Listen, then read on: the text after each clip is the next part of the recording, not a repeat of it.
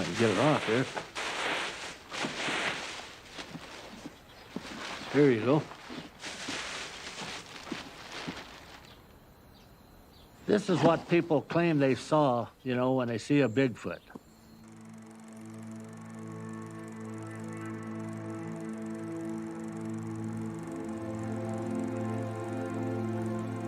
Gimlin and Roger asked me if I'd wear the suit, you know, and promised me give me $1,000, you know, for 10 minutes work. What the heck? That's kind of how we got, you know, mixed up in the Bigfoot thing. But he said, you can't tell anybody anything, nothing, no, nothing. I said, okay, I won't. So for 35 years, I kept it, you know. I denied it, it was me, and I denied it, you know, all those years. Well, we know it was you, you know, you're full of beans. I put my legs in, and then I put my arms in, and then I stood up, and they zipped it up, and then the head went on last. I walked across there, and only took one shot of me going across there. It was hot, you know, I was afraid of getting shot by, you know, a hunter or something out there with a rifle.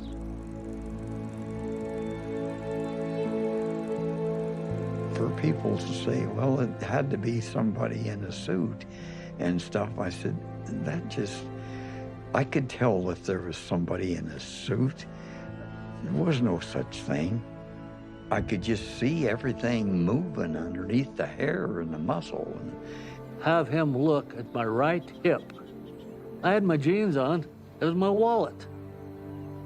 He knows it was me. Bob Varonis is not a very big guy.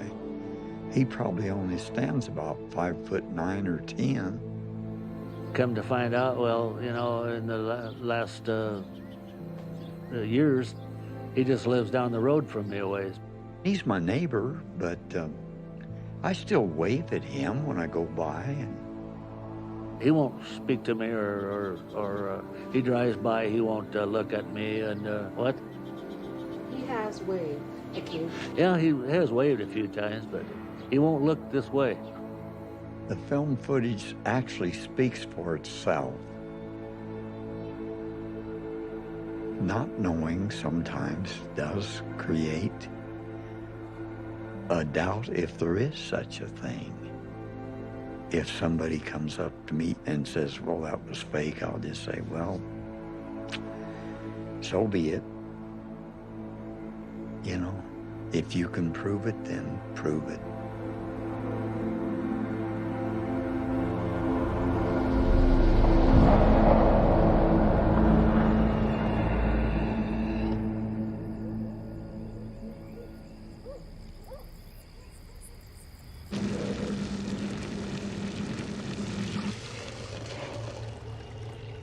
I'd been chasing this crazy fucking story I heard in the fall of 1993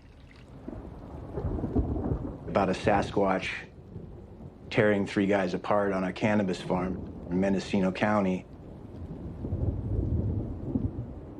And after weeks of trying, finally got a hit on somebody that had heard the story. This guy, Razor, he keyed in on, yeah, that rings a bell. And he had 2 critical pieces of new information. One was the 3 guys that were killed were Mexicans, and 2, that the location was not only Mendocino County, but specifically Spy Rock Road. Now, private investigator that I hired kind of disappeared for a couple weeks, and then he just came across with this text that was like, A, saying that he quit, and B, like, you are venturing into dangerous territory with this investigation. He won't return my phone calls, he won't return my texts, he won't answer my emails, like nothing. Hello? Hey man, this is David Holthouse. I don't know what your schedule's looking like next few weeks, you know, a month out, something like that. But if, is there any way we could knock around a bit together up in Mendo? Yeah. The next step is to find out what was going on with Mexicans working on dope farms in Mendocino County, what kind of shit was going on Spy Rock Road in the early 90s.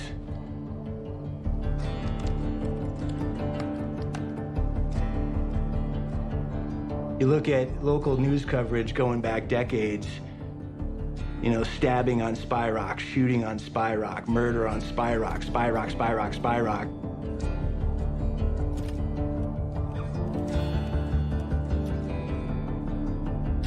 Tell me about Spy Rock Road and what makes it different than other areas in Humboldt or Mendocino. Well, I mean, back then especially, you're pretty cut off, you know? So you go up there and make a commitment to grow, you're not gonna be coming down every couple of days to get some. You go up the mountain a little ways, and it's the Hells Angels control that part of the mountain. So it's a rough and tumble mountain. It's a mountain where there's always been rumors that while everyone else was getting robbed and home invasions, didn't go on up there because it was protected in a way by the locals. It was one of those areas where there was a potential for a heightened amount of violence. It wasn't the first time I heard someone got killed up there.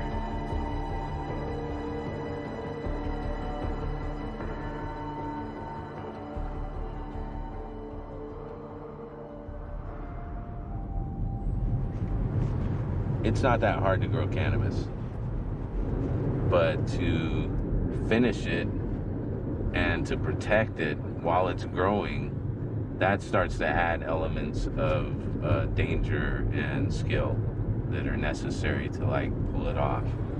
I mean, you had to control your farm, you had to control your area. You know, if you can't instill respect from your neighbor, then you gotta instill fear from them. Early 90s, it's like full-on militarization of the war on drugs, right? Was it like being occupied by a... Yeah, I mean, there would be armored personnel vehicles, you know, and I mean, I remember the word eradication was the word that they used the most back then. They were hell-bent on eradicating the cannabis plant. It was like you were trying to be a farmer in a war zone. The interdiction efforts by the DEA and camp have put a lot of pressure on the community, and so there's a lot of community trauma that's been just layered over the years.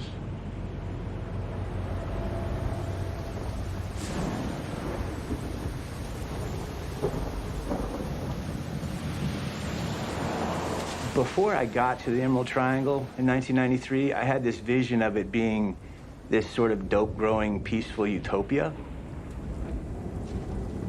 I didn't know the reality of the place, which was that they were all carrying guns. All these back-to-the-land hippies, these guys are all armed. Heavily armed, in a lot of cases. You know, listening to the Grateful Dead, but packing an AR-15. And then, there were the booby traps. One of the jobs on the farm was to check, maintain, and install booby traps, okay? And we visited a couple other farms to help string fish hooks on fishing line about eye level around cannabis patches. They also were setting small game traps and installing motion sensors around the perimeter. This was the era of camp and Operation Green Sweep. The DEA had made weed a top priority in the war on drugs. So paranoia was running high.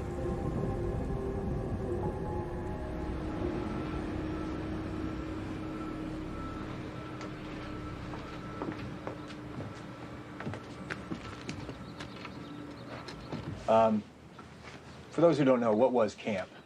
CAMP stood for the Campaign Against Marijuana Planting. And it was a multi-agency task force that was developed in 1982 to eradicate marijuana in California. In the same Northern California hills where the giant redwoods have grown for centuries are now hidden patch after patch of marijuana plants, known here as Humboldt Gold, America's most potent and profitable variety of the illegal drug.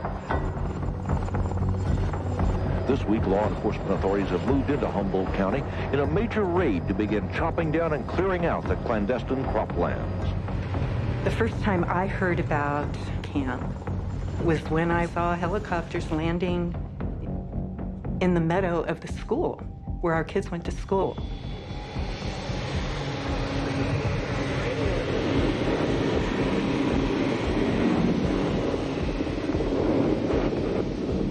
That was my first experience, hearing that womp, womp, womp, womp, womp, which is terrifying.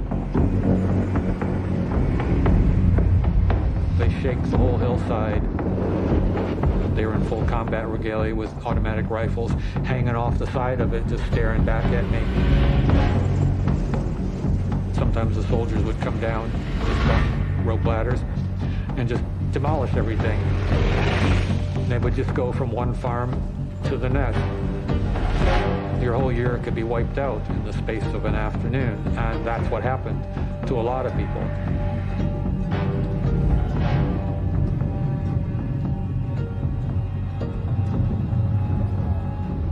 Welcome to the Emerald Triangle. The war on drugs disturbs me. It seems wrong to me that the government can go to war against its own citizens. One drug agent said using the military to go after gardens planted by a bunch of aging hippies is like using a howitzer to kill a gnat.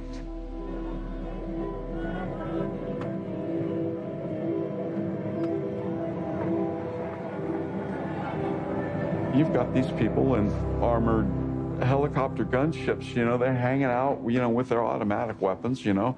It's like, don't hit a bump, you know, and nail my wife and kids. Some friends of mine were chased out of their house and across the meadow carrying their baby in their arms by a helicopter.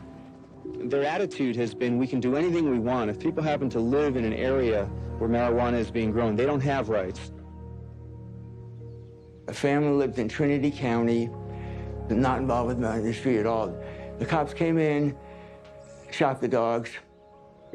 The officers are above the law, basically. Doesn't really matter, dirty hippies. Doesn't matter, do whatever they want. I don't know what motivated the camp officers to dehumanize a whole huge group of people, young families with children, with animals. It's a mystery to me.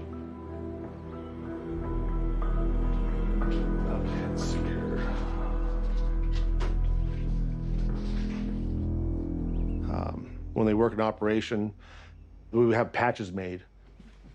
If you plant it, we will come.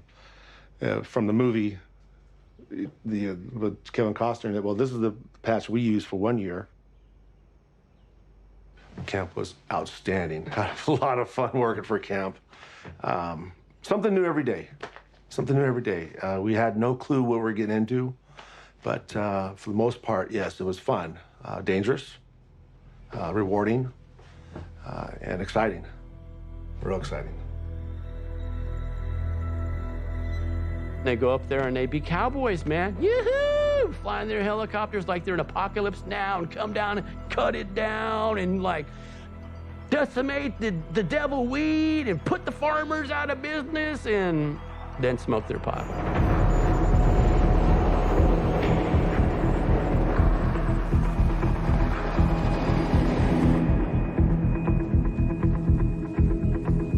If you got caught, you're fucking going to jail for a long time. So every little grow area that I had on my patch, and a lot of other guys too, was handcrafted amongst the manzanita and the oak. So you couldn't see it. And it was really hard work. Back then, you had to carry everything on your back. You work all year long, and they just swoop in and they take all your labor and all your effort and all your investment, and you're fucked. There's no money that year. There's no money for food. There's no money for diapers. There's no money.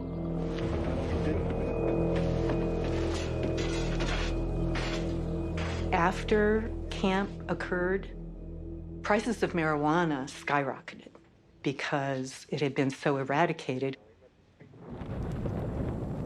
So families became very protective of who visited their homesteads. At one point, there was a security store that opened in town. As marijuana became more and more valuable monetarily, there was the risk of someone stealing your crop. I carry a gun when I go up there because there's been a lot of rip-offs around. I was ripped off last year up there, and we have to have security set up all over the garden and somebody just constantly watching it. A real cultural sea change happened in the wake of camp. It shattered the community, in that almost all of my initial community left. Having that additional constant stress, that threat of, am I gonna be busted? Am I gonna be ripped off? Is somebody gonna lie to me? Is someone gonna set me up? And some people decide they don't wanna live that way any longer. And the smart ones took the proceeds and left the game behind. But some people just got caught up in it and didn't know when to get out. You know, money changes people. Ownership, it changes everything, because once you own something, now you have to protect it. So these hippies turned, some of them turned in a sense, because now they had ownership and they had something to lose and they had to protect it. It's safe to say the more remote you are in Humboldt or Mendocino County, the more lawless it is? Well, yeah, I mean, even though the height of the war on drugs has been diminished, most of the cannabis grown up here still is going to go toward the black market. That's changing, you know. That's why I shifted to participate in the regulated market, but the unregulated market is still bigger.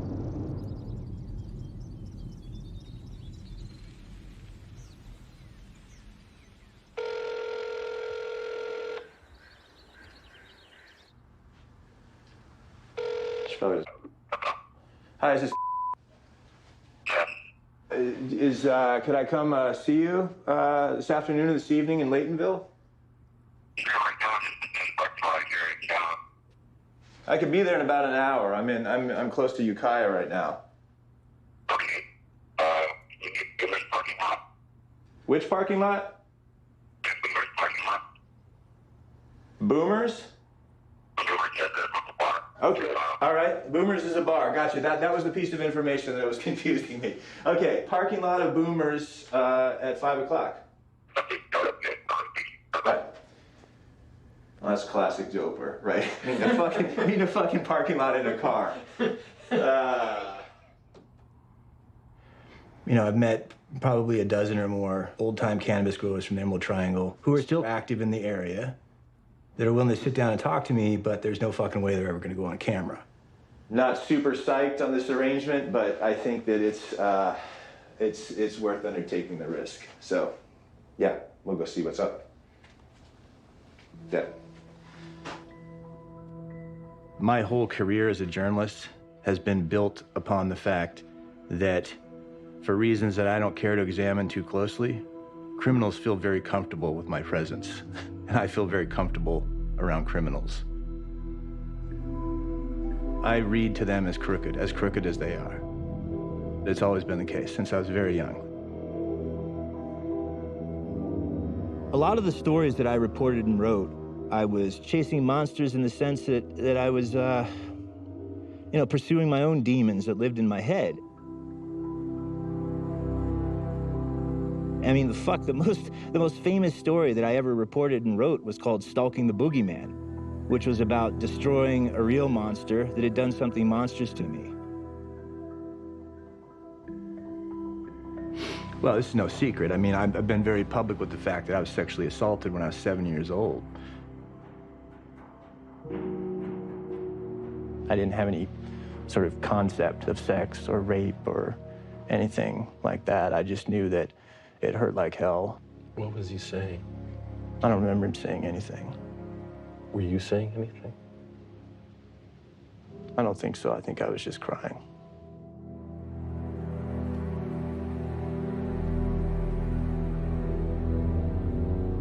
It's a pretty common consequence of that for people who are victimized by childhood sexual assault to come away from the experience with a, shall we say, a diminished sense of self-worth. And that enabled me to take risks without a lot of fear.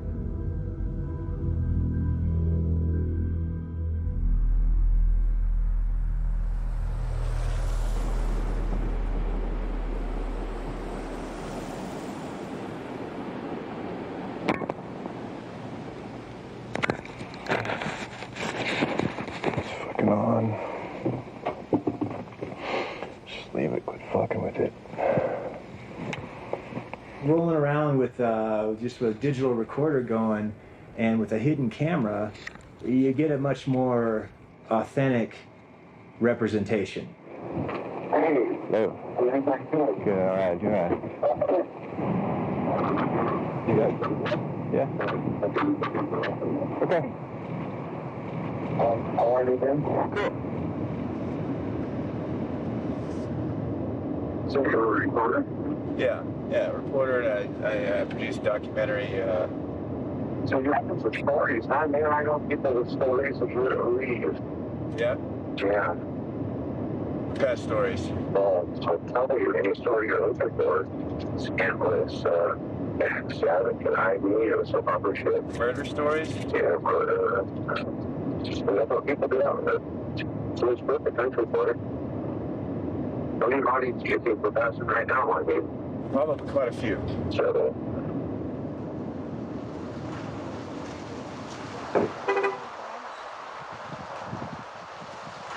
This is, you're standing right up here. Good country for killing people. that's what the politics is. I think you wouldn't even know it. It's that guy, Stephen. We know Stephen and got up. And they went to LA. They're doing drugs and buying and shit with us, but they should have known that day. I was up with Old Time Grower. She told me a story about these guys from LA, you know, and they got killed and buried up there. And she said, like, one of her dogs went out and found their boots one day. She found the dude's boots not too long after it went down. They've never seen that coming boots themselves. He wasn't in the boots? Yeah. He shouldn't be messing around like the boys, you know. Oh, is it dangerous for me to be here? You're okay. You aren't doing what you can do it to him. Do you mind if I took a little footage of your property with my phone? No license plates. Holy fucking shit.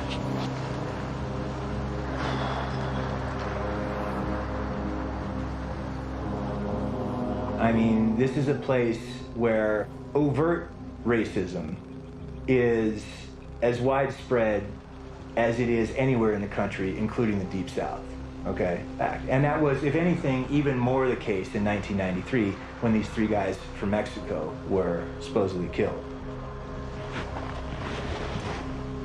I met this guy named Juan, who was from Sinaloa in Mexico, and Juan was one of about a half a dozen cannabis growers that are subleasing land to grow weed on.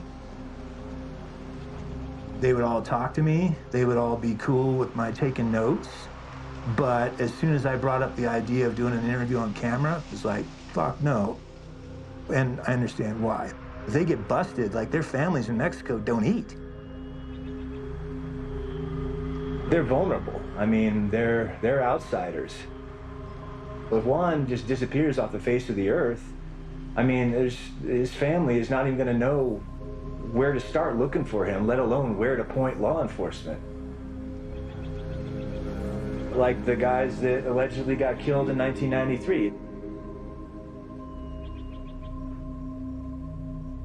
Up here, they put on this wonderful, we're enlightened, we're spiritual. No, this is enlightenment up here. The tension between Latino people and white people in Northern California is huge. There's a lot of hatred and bad vibes and a lot of racism, very much. These towns are actually more or less, believe it or not, separated.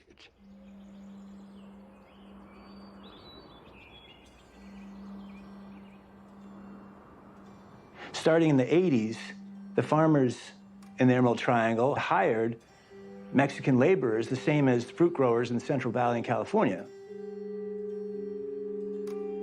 You know, these immigrants came into this environment highly motivated to like try to carve something out to make some money to send it back to their family at home, right? To make ends meet. These are hardworking brothers and sisters, man. I mean, I've had the experience of working on an organic farm, and I worked with 3 guys, 2 of them from Guatemala and 1 of them from El Salvador. And they worked me under the table, dude, and they were 20 years older than I was at the time, man.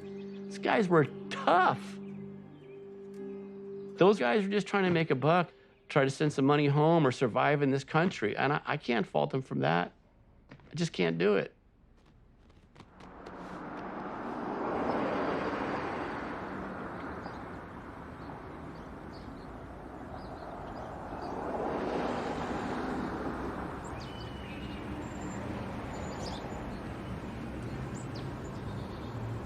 Nací en Oaxaca.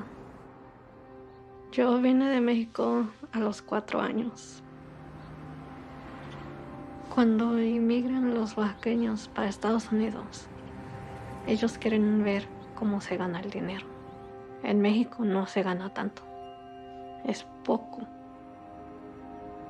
Muchos emigrantes mexicanos, uno quiere aprender sobre la marihuana o cómo se siente sembrar, sacar dinero. Pero es algo grave. Te estás arriesgando tu vida. Porque uno no sabe si son buenas personas con quien están trabajando.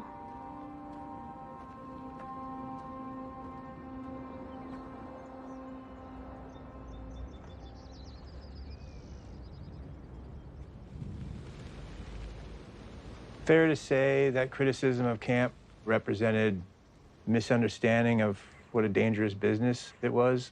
It seemed in the beginning of the camp seasons, some of the growers were local people, entrepreneurs, if you will, trying to make a buck. And the perception of some of the public was that the marijuana growers and the marijuana business in general were love child, hippie type of operations, nothing to worry about, no danger involved. In 92 and 93, when we began to see more of the violence, the weaponry, the booby traps, we knew now that we were up against something a little different. We've had barbed wire. We've had one with a bear trap on the trail. They're protecting their sites, whether it's fish hooks hanging from leaders, buried shotgun shells, and you name what else. When the gold fields of California opened up, it wasn't the best and brightest that came to Pan for gold. It was like people trying to extricate a high profit for a little amount of work. The same thing happened growing cannabis. And some of us become bad actors. You know, you get held hostage, you get tortured, you pick up a drug habit, or you do a little bit of time. You go back up there, you're not the same anymore. A lot of harder drugs started coming in, and you had people up there that were probably high on cocaine or amphetamine or heroin constantly. People started building sheds or bunkers underground and grew more and more marijuana indoors. My near neighbor, once he retreated into his bunker, he started doing either cocaine or amphetamines to keep himself awake, to guard it all.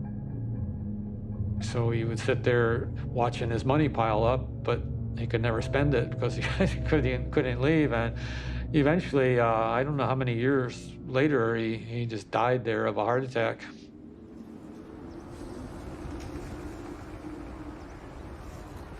You know, the guys in the backwoods, they get isolated, right? And you get kind of desocialized. You like become like an undomesticated animal.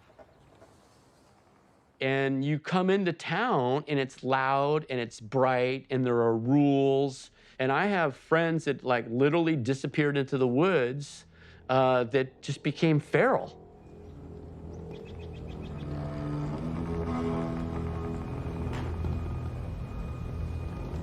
In that kind of environment, when you're that isolated, it's very easy to enter another kind of mental realm.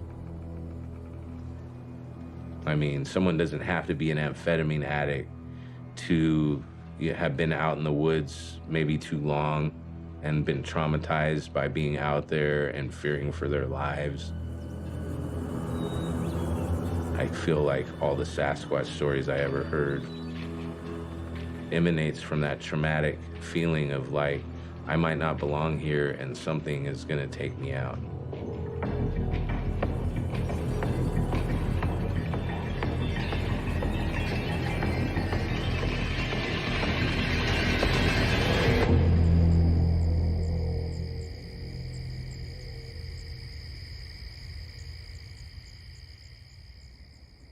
The fall of 1993, I totally believed that those guys that came to the cabin were convinced that there was a omnipresent threat.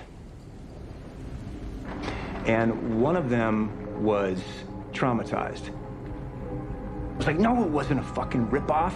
All the weed's still there.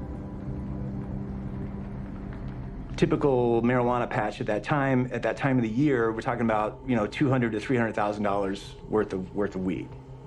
You know, it was there for the taking. And by this guy's account, whoever killed these three guys didn't take the weed, so it wasn't a ripoff. It was just, you know, the plants were all torn up, but they were just left strewn about.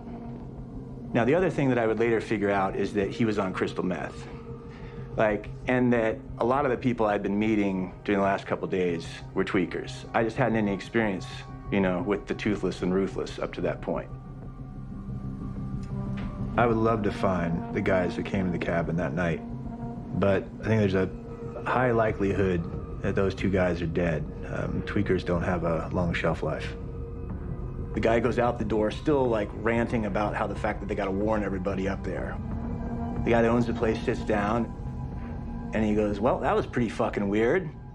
And we all just started laughing. You know, I mean, it was like a release of tension kind of laughter, but we all just busted up laughing.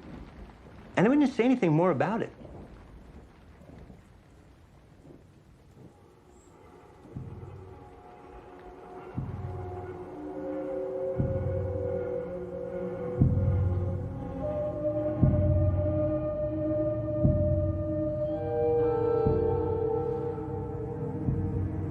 Reach out to a confidential source. He absolutely refused to go on camera and has really good reasons for not going on camera. He's turned his life around, he's gotten clean, he got out of the dope game. He wanted to meet with me in person at a restaurant. We're there for hours with these retired weed growers, you know, drinking wine, eating. He's sitting across from me and, you know, I'm not getting anything from this guy until the restaurant closes down and all the other patrons leave and it's just our table. He sort of like leans into me and he's like, I hear that you're looking into those three Mexican guys that greased back in '93. And he says, wow, man, that's pretty heavy.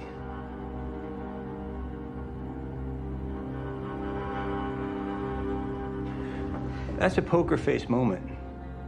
So in the moment, on the inside, I'm like, fuck. On the outside, I'm like, yeah, that's what I'm doing, okay?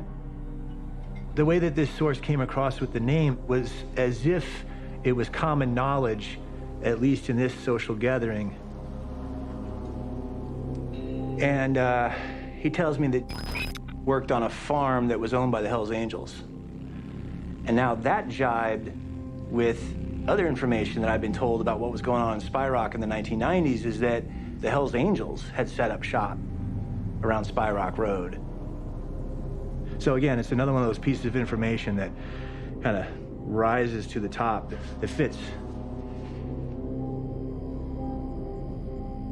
Hey man, let me ask you something. I mean, regarding, do you think he poses any sort of threat to my personal safety? Yes, and honestly, I know people that he has sent the Hells Angels on. These boys don't play games, you know? They don't shoot. I mean, look, with these kinds of investigations, I'm still alive because I do a constant risk analysis, okay? And my risk analysis in regards to this individual is don't put his name out in the public. It's not worth the risk. So as far as I'm concerned, he's an alleged killer only, an alleged killer he will remain. You don't know. Just in case we meet him, who's... Oh, yeah, I don't want to... Okay. Yeah. Okay. Yeah, I want to avoid talking about that guy. Avoid talking about... Yeah. Okay. He's got long hair, and he wears a leather jacket with patches, a couple affiliation patches on it. He's got a big pickup truck. Looks like any one of a number of other deadheads. I don't know. He's a hyper guy. He's a high-strung guy. He's a curious character. He was a good neighbor, and he was very, very nice. You know, a few years ago, there was a murder on Spy Rock, and it was a guy from another country, and he got dumped along the side of the road, and the police swarmed the whole area, and they harassed. And I know he's one of the few people that stuck in there with lawyers and fought for his rights. And I know he got all his guns back. So what was the murder where he was harassed by the cops? That's the one that happened way later, where they found the one dead foreigner guy, and he was a trimmigrant. He was an outside guy, and they found him literally in a ditch up there by the road. And then the cops got pissed and came. That was when they came up Spy Rock. And that was way later than when you're talking about.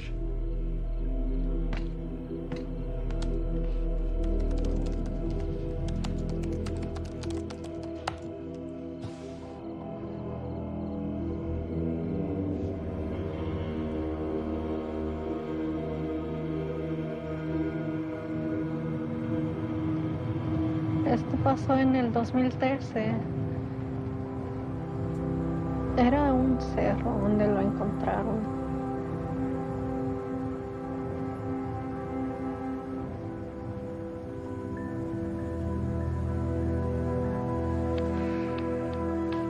In summer 2013, Hugo was working as a guard and garden tender at a dope plot. He was apparently asleep in his tent, and someone murdered him by firing a shotgun through the wall of the tent.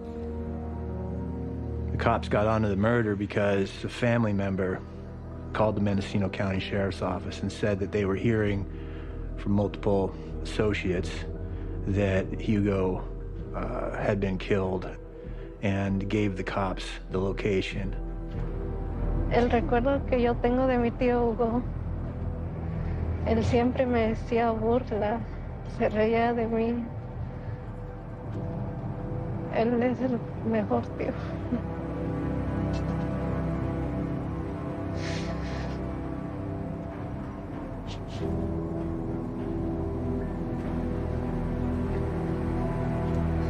Quisiera ahorita abrazar.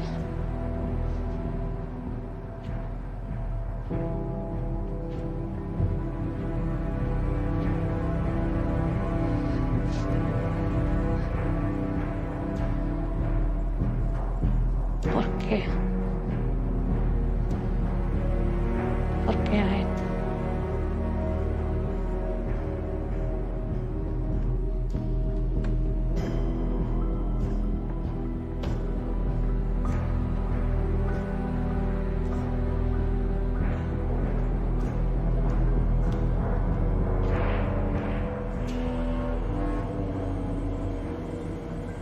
But we really want to meet. We're going to try and figure out a way to get to him. There's got to be a way, and I will try a backhanded way to do that, right? I got a Hell's Angel affiliate I know. I'm going to call him. He may know how to get his phone number, and I'll call him up. I'll call him up tonight. Great. That'd be great.